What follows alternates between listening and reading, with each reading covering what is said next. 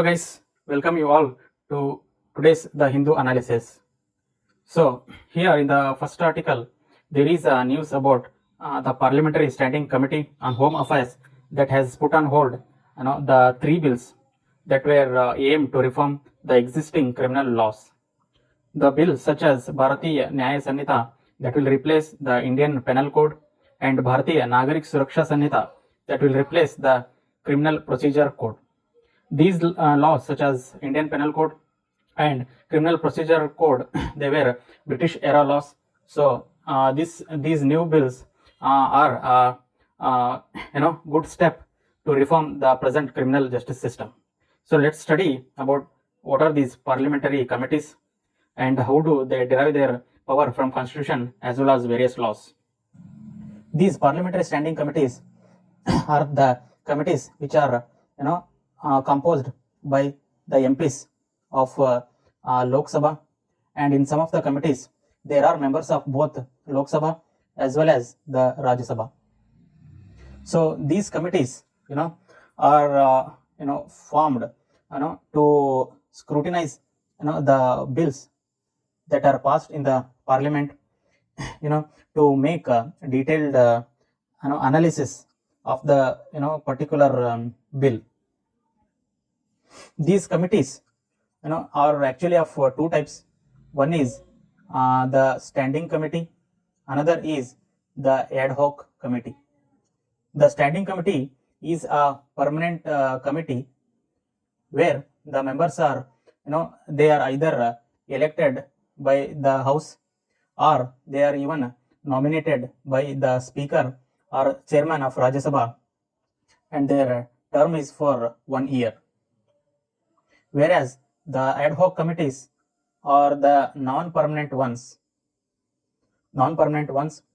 and these are appointed by the speaker of Lok Sabha or the chairman of Rajya Sabha to scrutinize a particular bill. So this is non-permanent or temporary to scrutinize a particular bill, whereas the standing committees are the permanent ones. The examples for standing committees include the Committee on Public Accounts, or the Committee on Public Undertakings, or even the Financial Committee. So all these are the examples of standing committees.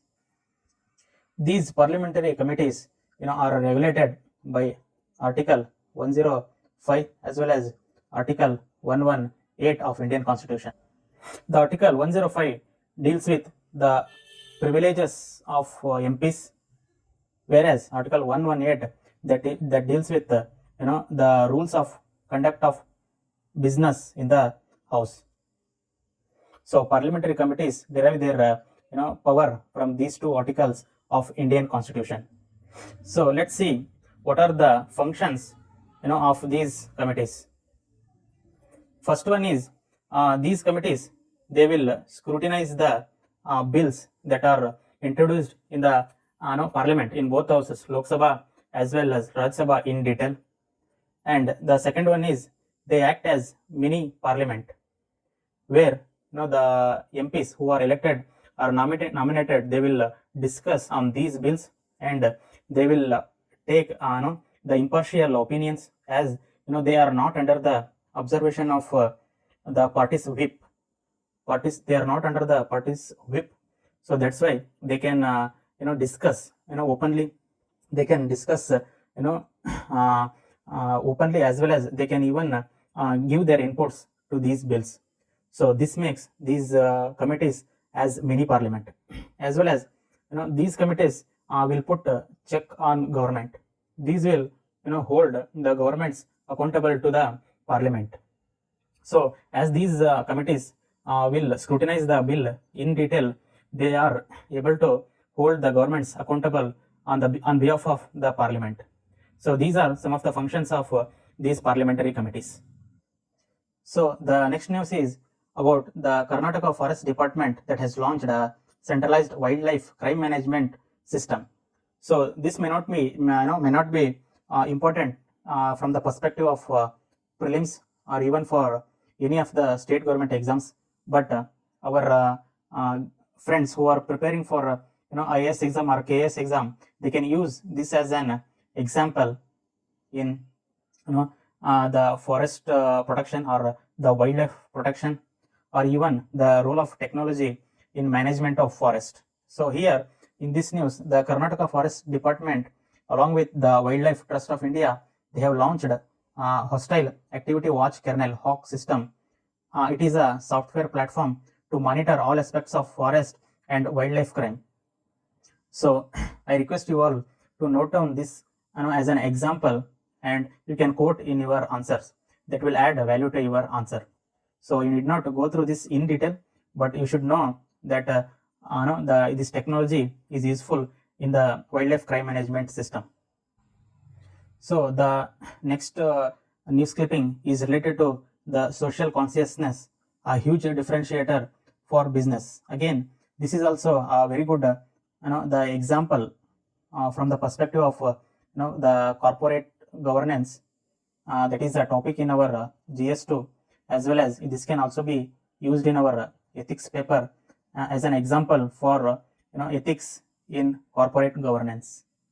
So here the article is about the businesses should be not only profit oriented, they should also have the social consciousness. They should keep in mind the environment as well as social as well as the governance aspects. So this is known as ESG standards, that is environmental social governance standards. So the underlying principle here is a business can grow economically for a short term, whereas a business can actually sustain for a longer time if they follow these ESG standards, that is environmental, social and governance standards. We have many examples in our country such as the Tatas and Wipro as well as Infosys. Now these companies they have marked their footprints in the ethical governance, where they take into account the social aspects, environmental aspects, as well as they abide by law of the land. So these companies are good example for ethics in corporate governance. So these are very good examples for corporate governance as well as ethics in business. So here I remember one of the famous Gandhiji's Gandhiji's 7 sins. Among the Gandhiji's 7 sins, one of them actually talks about the commerce without morality. Commerce without morality is a sin. Gandhiji says this because the commerce or business should take care of the social as well as the people's needs as well as the environmental protection needs.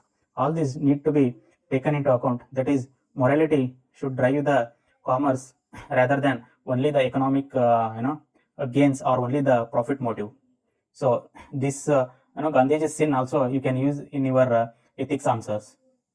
So the next article is about the China-India partnership and their global potential. Here the author argues that India and China, being the Asian powers and the leading the economic powers, who can actually have the very good potential for good relation for the growth of both countries, as well as they can even contribute to the global growth. So here author opines that China and India, they share common thoughts on the future and destiny of mankind, where the China as well as the India's stand on Vasudhaiva Kutumbakam, that is one earth, one family, is the the basic principle for the relations of both India and China for to ensure the world that can progress with peace and security for all. So in the 1950s, when China and India jointly initiated the 5 principles of peaceful coexistence, which are also known as the Panchashil principles, that are the basic norms that govern international relations. So since the two nations they are developing countries and they have emerging market economies, and we are at a crucial stage of development and revitalization. We both have the responsibility as well as ability to once again illuminate the path forward for mankind with that of the Oriental wisdom. So in the recent past, there were various issues between India and China. It is with respect to the Galwan Valley, or it is also related to the Bhutan China border issue, or even the Arunachal and China border issue. So here the author tells that we need to go with the path of these 5 principles of peaceful coexistence for the growth of both the nations. And also a recent white paper for China, known as a global community of shared future, China's proposals and actions, they lay out a theoretical base, practice and development, and they advocate a greater synergy to achieve peace and developing a conducive environment for common security, confidence in common development, as well as providing sustainable driving forces for mutual learning among civilizations.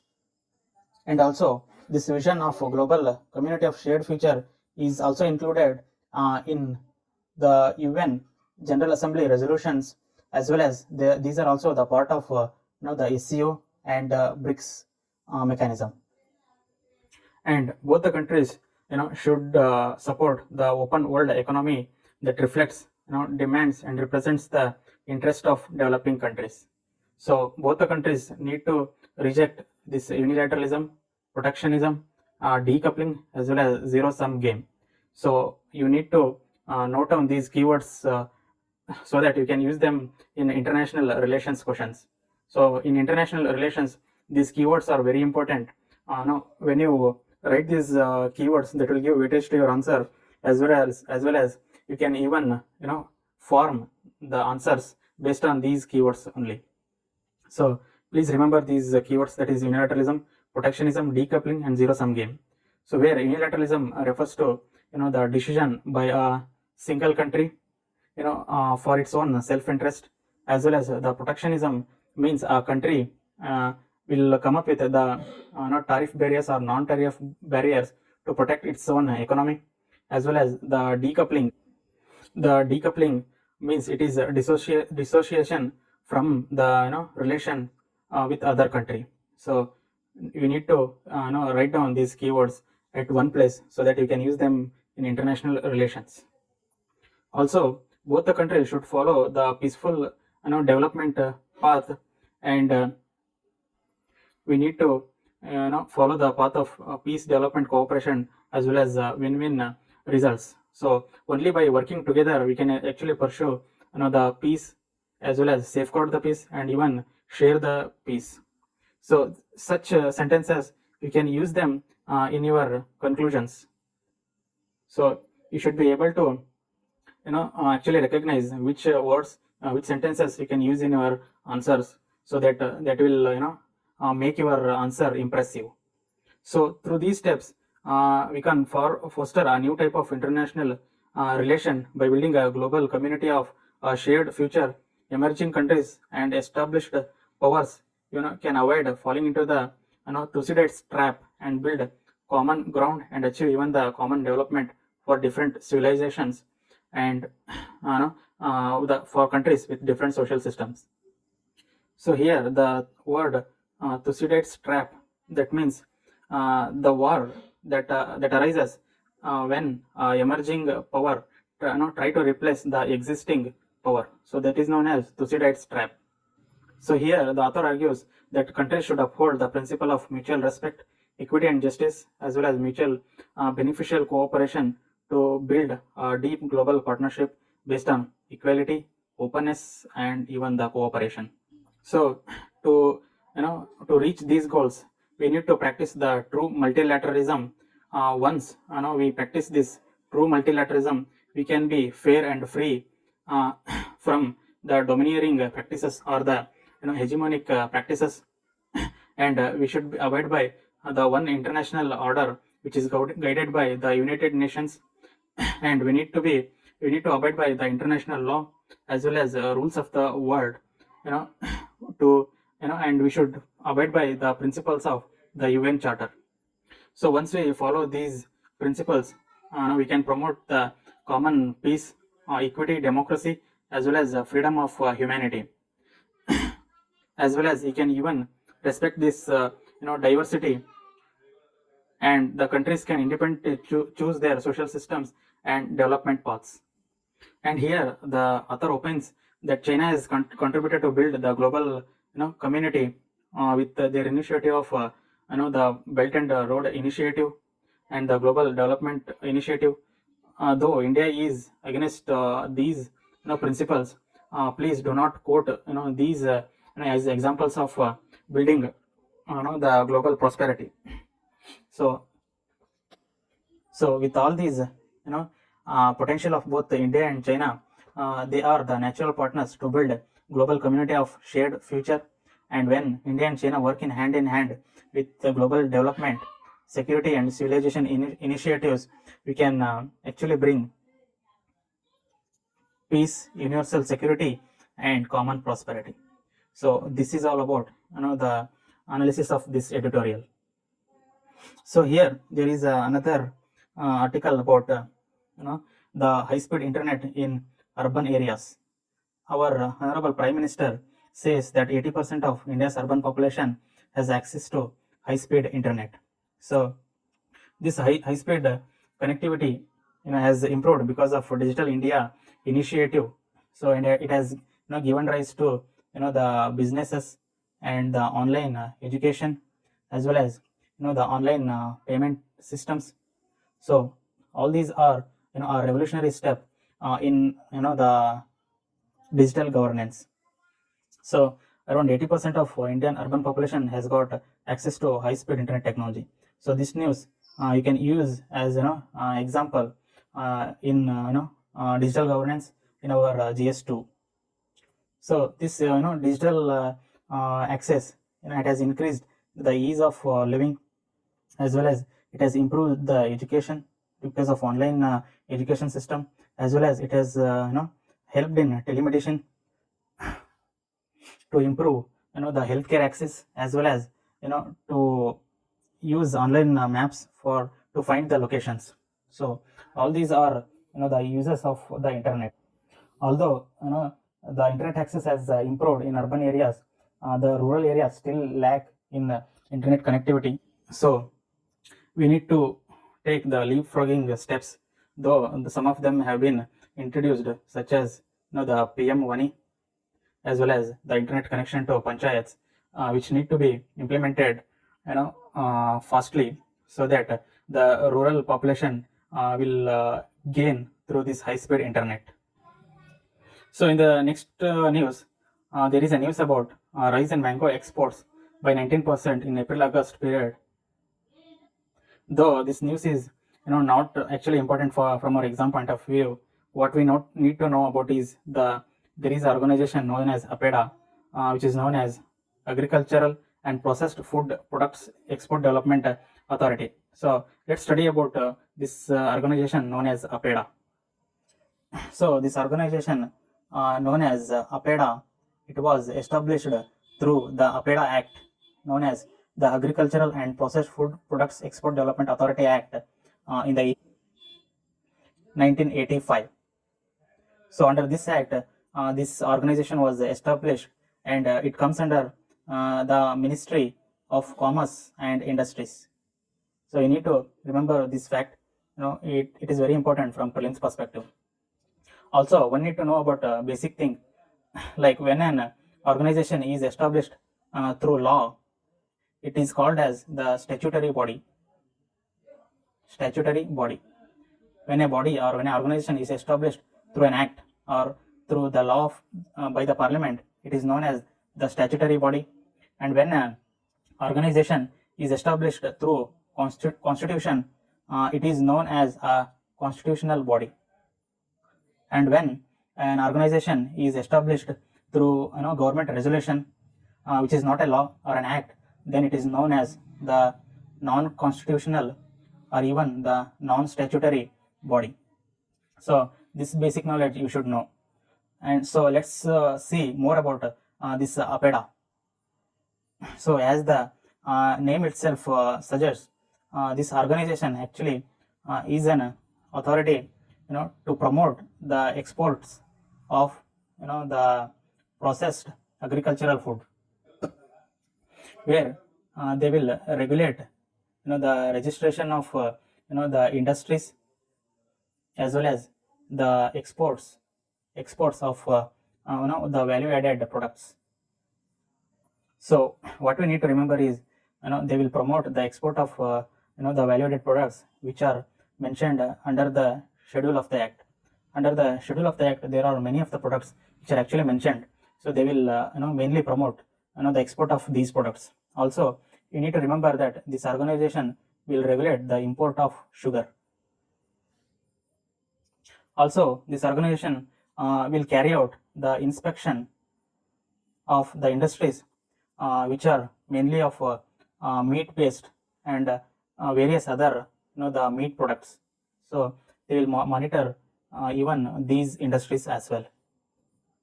Also, they undertake, the promotion as well as the development of industries, which are processing these, scheduled products. So this organization mainly promotes the exports of, agricultural processed products. So this you need to remember. So this is about the APEDA organization, and this completes our today's The Hindu newspaper analysis. And my dear friends, if you, like this initiative, please press the like button, as well as share this to your friends. And if you have not subscribed to our channel, please subscribe.